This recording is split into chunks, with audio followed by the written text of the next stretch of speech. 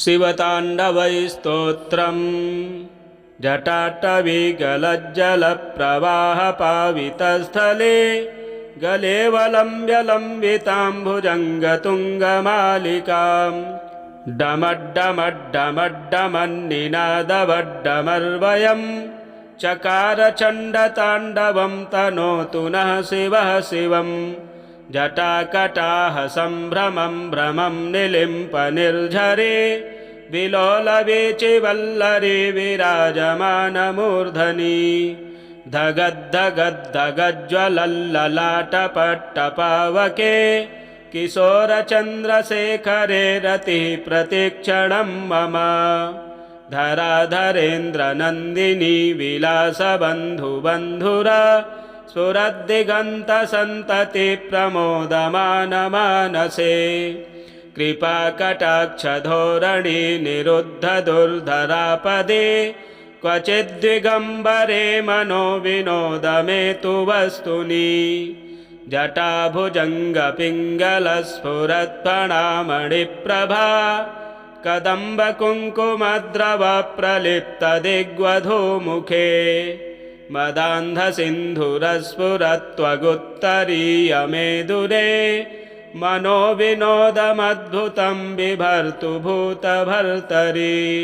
सहस्रलोचनप्रभृत्यशेषलेखशेखर प्रसूनधूलिधोरणी विधूसराङ्घ्रिपीठभूः भुजङ्गराजमालया निबद्धजाटजूटकः श्रियै चिराय जायतां चकोरबन्धुशेखरः ललाटचत्वरज्ज्वलद्धनञ्जयस्फुलिङ्गभा निपीतपञ्चसायकं नमन्निलिम्पनायकम् सुधामयूखलेखया विराजमानशेखरम् महाकपालिसम्पदे शिरोजटालमस्तु नः करालभालपट्टिका धगद्धगद्धगज्ज्वला धनञ्जयाधरीकृतप्रचण्डपञ्चसायके धराधरेन्द्रनन्दिनी कुचाग्रचित्रपत्रका प्रकल्पनैकशिल्पनी त्रिलोचने रतिर्मम नवीनमेघमण्डली निरुद्धदुर्धरस्फुरत् कुहूनिशीथनीतमः प्रबद्धबन्धकन्धरः निलिम्पनिर्झरीधरस्तनोतु कृत्तिसिन्धुरः कलानिधानबन्धुरः श्रियं जगद्धुरन्धरः प्रफुल्लनीलपङ्कजप्रपञ्चकालिमप्रभा विडम्बिकण्ठकन्धरारुचिप्रबन्धकन्धरम् स्मरच्छिदं पुरच्छिदं भवच्छिदं मखच्छिदं गजच्छिदान्धकच्छिदं तमन्तकच्छिदं भजे अखर्वसर्वमङ्गलाकलाकदम्बमञ्जरी रसप्रवाहमाधुरी विजृम्भणा मधुव्रतं स्मरान्तकं पुरान्तकं भवान्तकं मखान्तकं गजान्तकान्धकान्तकं तमन्तकान्तकं भजे जयत्वदभ्रविभ्रमभ्रमद्भुजङ्गमस्फुरत् धगद्धगद्विनिर्गमत्करालभालहव्यवाट् धिमिद्धिमिद्धिमिध्वनन्मृदङ्गतुङ्गमङ्गल ध्वनिक्रमप्रवर्तितः प्रचण्डताण्डवः शिवः दृशदृचित्रतल्पयोर्भुजङ्गमौक्तिकस्रजोर्गरिष्ठरत्नलोष्ठयो सुहृद्दिपक्षपक्षयोः त्रिणारविन्दचक्षुषोः प्रजामही महेन्द्रयोः समप्रवर्तकः कदा सदा शिवं भजाम्यहम् कदा निलिम्पनिर्झरी निकुञ्जकोटरे वसन् विमुक्तदुर्मतिः सदा शिरस्तमञ्जलिं वहन् विमुक्तलोललोचनो ललामभाललग्नकः शिवेति मन्त्रमुच्चरन् कदा सुखी भवाम्यहम् इमं हि नित्यमेव मुक्तमुक्तमोत्तमस्तवम् पठन् स्मरन् ब्रुवन्नरो विशुद्धमेति सन्ततम् हरे गुरौ सुभक्तिमासु याति नान्यथा गतिम् विमोहनं हि देहिनां सुशङ्करस्य चिन्तनम् विमोहनं हि देहिनां सुशङ्करस्य चिन्तनम् पूजावसानसमये दशवक्त्रगीतम् यः शम्भुपूजनमिदं पठति प्रदोषे तस्य स्थिरां रथगजेन्द्रतुरङ्गयुक्तां लक्ष्मीं सदैव सुमुखीं प्रददाति शम्भुः जटाटवीगलज्जलप्रवाहपावितस्थले गलेवलम्ब्य भुजङ्गतुङ्गमालिकां डमड्डमड्डमड्डमन्निनादवड्डमर्वयं चकार चण्डताण्डवं तनोतु नः शिवः शिवम् जटाकटाह सम्भ्रमं भ्रमं निलिम्प निर्झरे विलोलवीचिवल्लरी विराजमानमूर्धनि धगद्धगद्धगज्ज्वलल्ललाटपट्टपावके किशोरचन्द्रशेखरे रतिः प्रतिक्षणं मम धराधरेन्द्रनन्दिनी विलासबन्धुबन्धुरा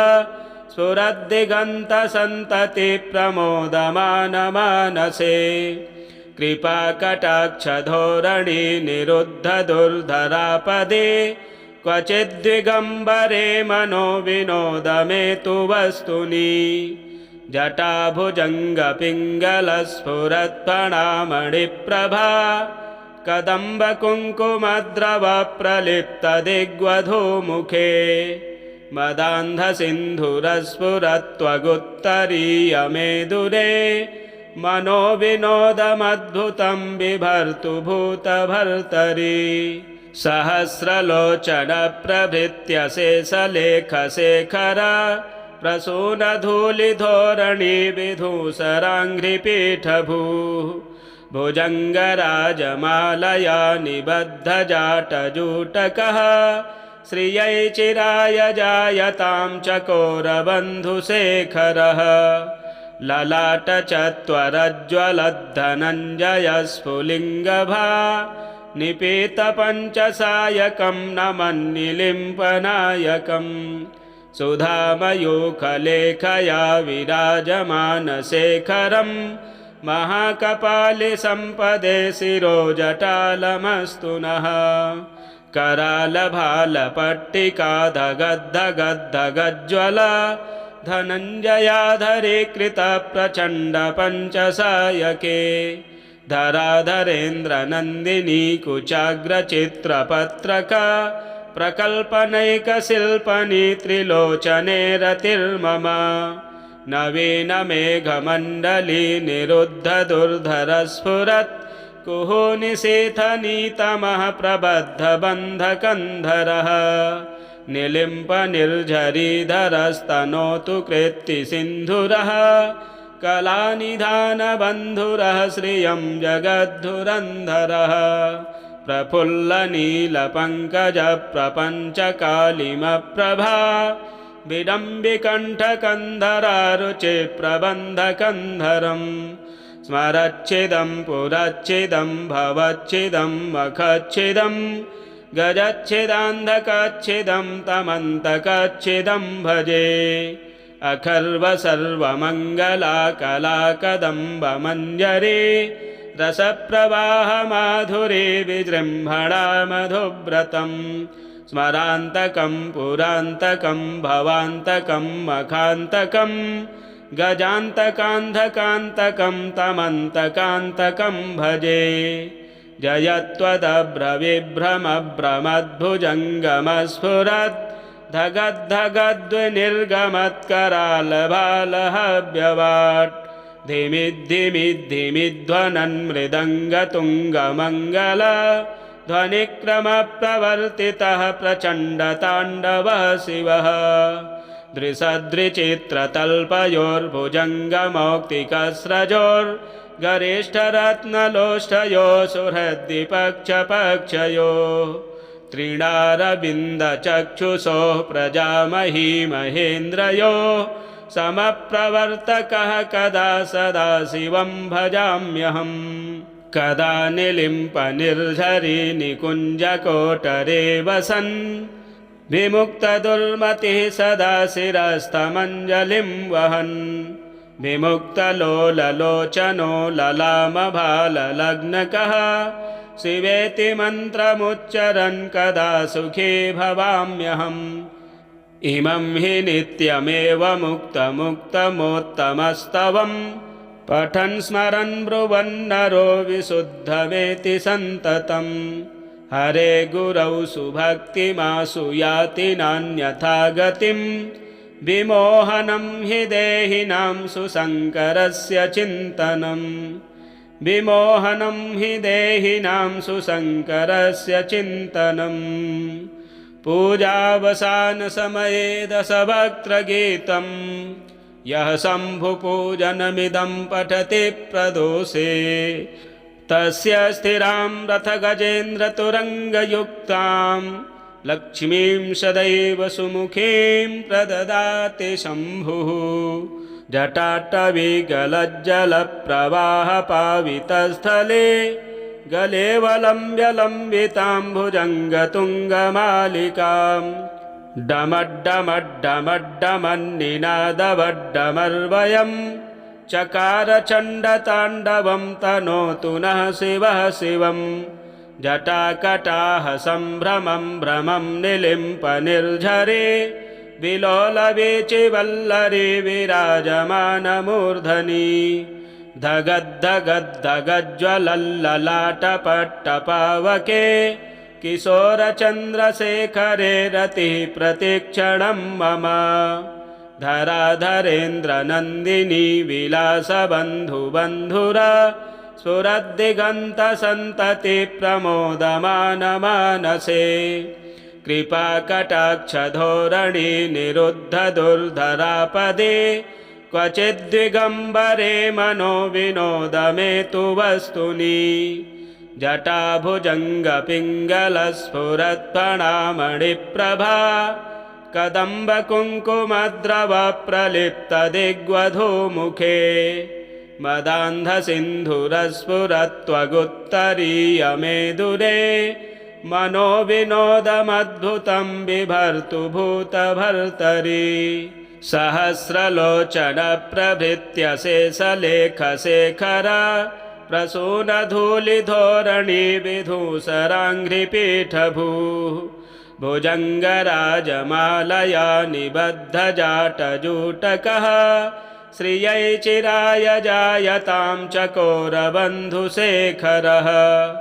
ललाटचत्वरज्ज्वलद्धनञ्जयस्फुलिङ्गभा निपीतपञ्चसायकं नमन्निलिम्पनायकम् सुधामयूखलेखया विराजमानशेखरम् महाकपालिसम्पदे शिरोजटालमस्तु नः करालभालपट्टिका धगद्धगद्धगज्ज्वला धनञ्जयाधरीकृतप्रचण्डपञ्चसायके धराधरेन्द्रनन्दिनी कुचाग्रचित्रपत्रका प्रकल्पनैकशिल्पनी त्रिलोचने रतिर्मम नवीनमेघमण्डली निरुद्धदुर्धरस्फुरत् कुहूनिशीथनीतमः प्रबद्धबन्धकन्धरः निलिम्पनिर्झरीधरस्तनोतु कृत्तिसिन्धुरः कलानिधानबन्धुरः श्रियं जगद्धुरन्धरः प्रफुल्लनीलपङ्कजप्रपञ्चकालिमप्रभा विडम्बिकण्ठकन्धरारुचिप्रबन्धकन्धरम् स्मरच्छिदं पुरच्छिदं भवच्छिदं मखच्छिदं गजच्छिदान्धकच्छिदं तमन्तकच्छिदं भजे अखर्वसर्वमङ्गलाकलाकदम्बमञ्जरी रसप्रवाहमाधुरी विजृम्भणा मधुव्रतम् स्मरान्तकं पुरान्तकं भवान्तकं मखान्तकं गजान्तकान्धकान्तकं तमन्तकान्तकं भजे जयत्वदभ्रविभ्रमभ्रमद्भुजङ्गमस्फुरत् धगद्धगद्विनिर्गमत्करालभालहव्यवाट् धिमिद्धिमिद्धिमिध्वनन् मृदङ्गतुङ्गमङ्गल ध्वनिक्रमप्रवर्तितः प्रचण्डताण्डवः शिवः दृशदृचित्रतल्पयोर्भुजङ्गमौक्तिकस्रजोर्गरिष्ठरत्नलोष्ठयो सुहृद्विपक्षपक्षयोः त्रिणारविन्दचक्षुषोः प्रजामही महेन्द्रयोः समप्रवर्तकः कदा सदा शिवं भजाम्यहम् कदा निलिम्पनिर्झरी निकुञ्जकोटरे वसन् विमुक्तदुर्मतिः सदा शिरस्थमञ्जलिं वहन् विमुक्तलोललोचनो ललामभाललग्नकः शिवेति मन्त्रमुच्चरन् कदा सुखी भवाम्यहम् इमं हि नित्यमेव मुक्तमुक्तमोत्तमस्तवम् पठन् स्मरन् ब्रुवन्नरो विशुद्धमेति सन्ततम् हरे गुरौ सुभक्तिमासु याति नान्यथा गतिम् विमोहनं हि देहिनां सुशङ्करस्य चिन्तनम् विमोहनं हि देहिनां सुशङ्करस्य चिन्तनम् पूजावसानसमये दशवक्त्रगीतं यः शम्भुपूजनमिदं पठति प्रदोषे तस्य स्थिरां रथगजेन्द्रतुरङ्गयुक्तां लक्ष्मीं सदैव सुमुखीं प्रददाति शम्भुः जटाटवीगलज्जलप्रवाहपावितस्थले गलेवलम्ब्यलम्बितां भुजङ्गतुङ्गमालिकां डमड्डमड्डमड्डमन्निनादवड्डमर्वयं चकारचण्डताण्डवं तनोतु नः शिवः शिवम् जटाकटाह सम्भ्रमं भ्रमं निलिम्पनिर्झरे विलोलवीचिवल्लरी विराजमानमूर्धनि धगद्धगद्धगज्ज्वलल्ललाटपट्टपावके किशोरचन्द्रशेखरे रतिः प्रतिक्षणं मम धराधरेन्द्रनन्दिनी विलासबन्धुबन्धुरा स्फुरद्दिगन्तसन्तति प्रमोदमानमानसे कृपाकटाक्षधोरणी निरुद्धदुर्धरापदे क्वचिद्दिगम्बरे मनो विनोदमेतु वस्तुनि जटाभुजङ्गपिङ्गलस्फुरत्फणामणिप्रभा कदम्बकुङ्कुमद्रवप्रलिप्तदिग्वधूमुखे मदान्धसिन्धुरस्फुरत्वगुत्तरीयमेदुरे मनो विनोदमद्भुतं बिभर्तु भूतभर्तरि सहस्रलोचनप्रभृत्यशेषलेखशेखर प्रसूनधूलिधोरणी विधूसराङ्घ्रिपीठभूः भुजङ्गराजमालया निबद्धजाटजूटकः श्रियै चिराय जायतां चकोरबन्धुशेखरः ललाटचत्वरज्ज्वलद्धनञ्जयस्फुलिङ्गभा निपीतपञ्चसायकं नमन्निलिम्पनायकं सुधामयूखलेखया विराजमानशेखरं महाकपालिसम्पदे शिरोजटालमस्तु नः करालभालपट्टिका धगद्धगद्धगज्ज्वला धनञ्जयाधरीकृतप्रचण्डपञ्चसायके धराधरेन्द्रनन्दिनी कुचाग्रचित्रपत्रका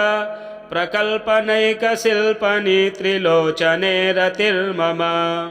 नवीनमेघमण्डली निरुद्धदुर्धरस्फुरत्